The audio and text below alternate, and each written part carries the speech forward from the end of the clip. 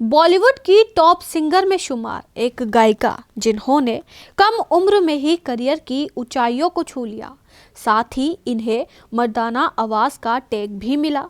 लेकिन क्या आप जानते हैं कि इन्होंने 18 साल की उम्र में ही अपने घर वालों से लड़ाई करके अपने से 13 साल बड़े मुस्लिम लड़के से शादी की थी। लेकिन बाद में एक ही साल में इनका तलाक भी हो गया था। फिर भी इस गायिका ने हार नहीं मानी और अपनी आवाज से छू लिया लाखों लोगों का दिल। हम बात कर रहे हैं सुनिधि चौहान की। सुनिधि चौहान आज संगीत की दुनिया में किसी पहचान की मोहताज नहीं है।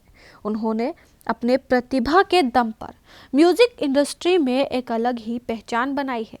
सुनिधि चौहान ने सिर्फ हिंदी ही नहीं बल्कि मराठी, कन्नड़, तेलुगु, तमिल, पंजाबी, असमी, नेपाली और उर्दू भाषा में भी कई गानों को अपनी आवाज दी है। 40 वर्षीय सिंगर ने 5 साल की उम्र में गाना शुरू कर दिया था। हाल ही में इस गायिका ने एक इंटरव्यू में अपनी पहली शादी के बारे में भी खुलकर बातचीत की है और बाकी के मामलों पर भी। वही आपको बता दें कि सुनिधि चौहान ने 18 साल की उम्र में डायरेक्टर अहमद खान के भाई कोरियोग्राफर बॉबी खान से शादी कर ली थी। वही अलग अलग धर्म से ताल्लुक रखने की वजह से बॉबी और सुनिधि दोनों के ही घर वाले इस रिश्ते के सख्त खिलाफ थे, लेकिन इन दोनों ने सबके खिलाफ जाकर घर से भागकर शादी की। जहां एक तरफ सुनिधि चौहान ने अपने प्यार की खातिर परिवार को छोड़ दिया था, वहीं बॉबी खान ने परिवार की जिद के आगे अपने घुटने टेक दिए और हार मान ली। बॉबी संग सिंगर की ये शादी 1 साल भी नहीं चल पाई और उनका तलाक हो गया। 19 साल में तलाक का दर्द झेलने के बाद उन्होंने अपने करियर पर फोकस किया और म्यूजिक इंडस्ट्री में तहलका मचा दिया। सुनिधि चौहान को भले ही लाखों लोग पसंद करते हैं, लेकिन उन्होंने भी अपने करियर में कुछ उतार चढ़ाव का सामना बखूबी किया है।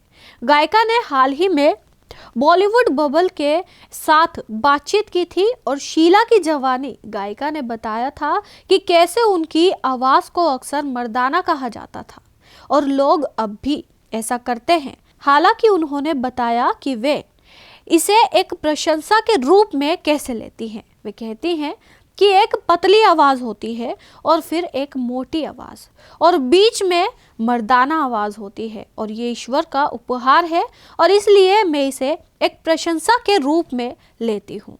मैं आज जो कुछ भी हूँ अपनी आवाज़ के कारण हूँ। मैंने अपनी आवाज़ के माध्यम से कई तरीकों से लोगों के जीवन को छुआ भी है।